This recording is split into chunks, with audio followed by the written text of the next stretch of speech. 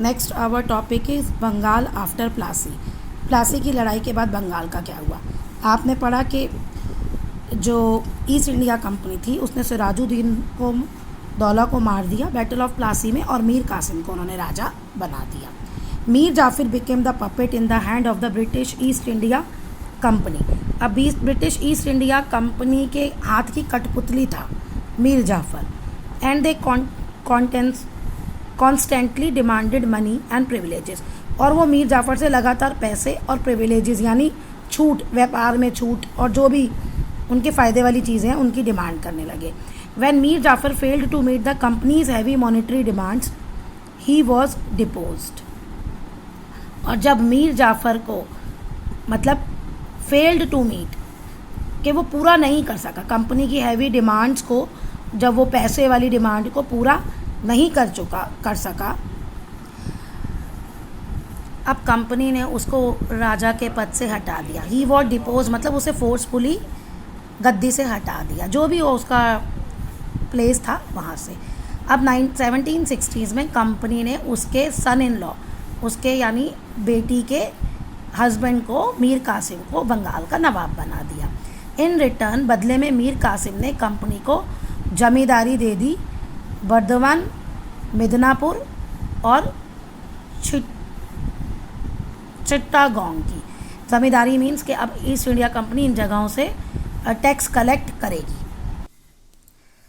After some years, कुछ सालों बाद, Mir Qasim attempted to free himself from British domination.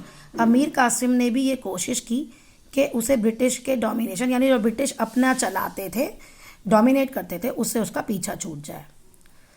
He dismissed out court officials को उसने वहाँ से हटा दिया।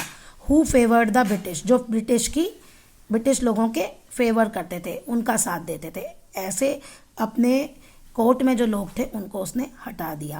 Hired European expert to train his army, European expert को उसने बुलाया अपनी आर्मी को ट्रेन करने के लिए।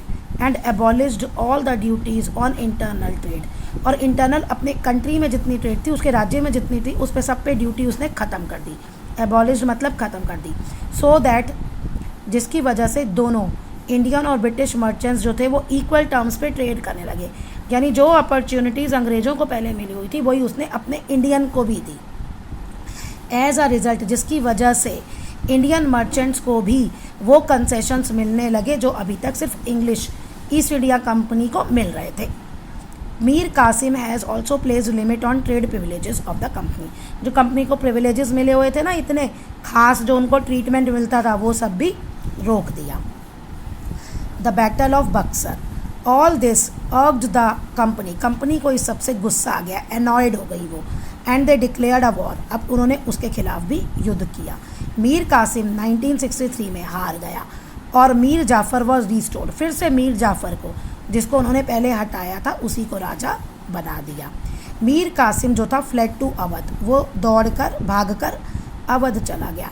And entered into the alliance with the nawab of Awadh Sirajuddaula and Mughal emperor Shah Alam. इसके साथ उन्होंने अलायंस मतलब एक समझौता किया मीर कासिम ने इन दो नवाबों के साथ। Their combined forces fought with the British army at Buxar. अब ये लड़ाई थी आपकी बक्सर की। 22 अक्टूबर 1764 में हुई। किन के बीच में हुई? ईस्ट इंडिया कंपनी और मीर कासिम, और दो राजा ये अवध का नवाब और Mughal emperor Shah Alam. Combined forces, they were defeated, लेकिन वो भी हार गए। अब इस विक्ट्री से, इस जीत से company became the real master of the Bengal. अब वो असली बंगाल की मास्टर बन गई, यानी पूरा बंगाल ईस्ट इंडिया कंपनी के अंडर आ गया। Major consequences of the battle of Buxar, क्या रिजल्ट रहा बैटल ऑफ बक्सर का? लड़ाई किसके बीच में हुई, कब हुई, ये तो पढ़ लिया। रिजल्ट भी थोड़ा सा हार मिल गया कि भाई वो तीनों हार गए नवाब, और जो कंपनी है वो रियल मास्टर बन गई बंगाल की। अब 1965 में क्या किया? ट्रीटी ऑफ इलाहाबाद साइन हुई सिराजुद्दौला और शाह आलम और क्लाइव के बीच में। अब उस ट्रीटी में क्या क्या लिखा था? बंगाल की ईस्ट इंडिया कंपनी जो है उसे दीवानी मिलेगी बंगाल से, दीवानी ऑफ बंगाल मुगल एम्परर देगा Shah Alam. They could collect revenue. क्या मतलब था इसका कि वो बिहार, उड़ीसा और बंगाल से रेवेन्यू कलेक्ट कर सकते हैं।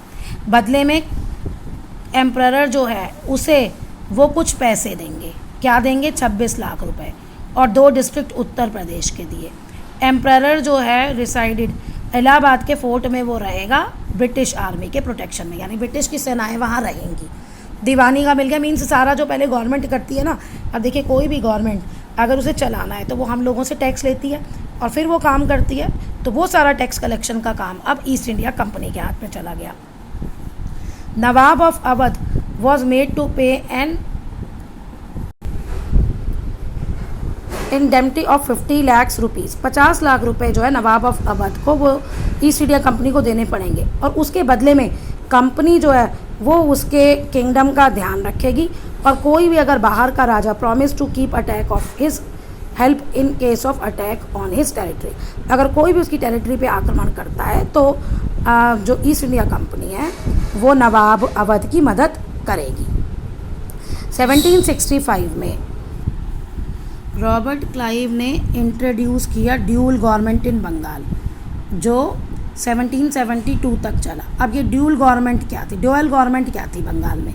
इस सिस्टम के अंडर नवाब जो था उसकी सारी रिस्पॉन्सिबिलिटी थी जो एक राजा की होती है, लेकिन नो पावर और resources to run the administration and company had all the powers but no responsibility. लेकिन कोई भी पावर उसके हाथ में नहीं होगी और कोई भी रिसोर्सेज उसके हाथ में नहीं होंगे एडमिनिस्ट्रेशन चलाने के लिए, और कंपनी के पास सारी पावर होंगी लेकिन कंपनी की कोई रिस्पॉन्सिबिलिटी नहीं होगी।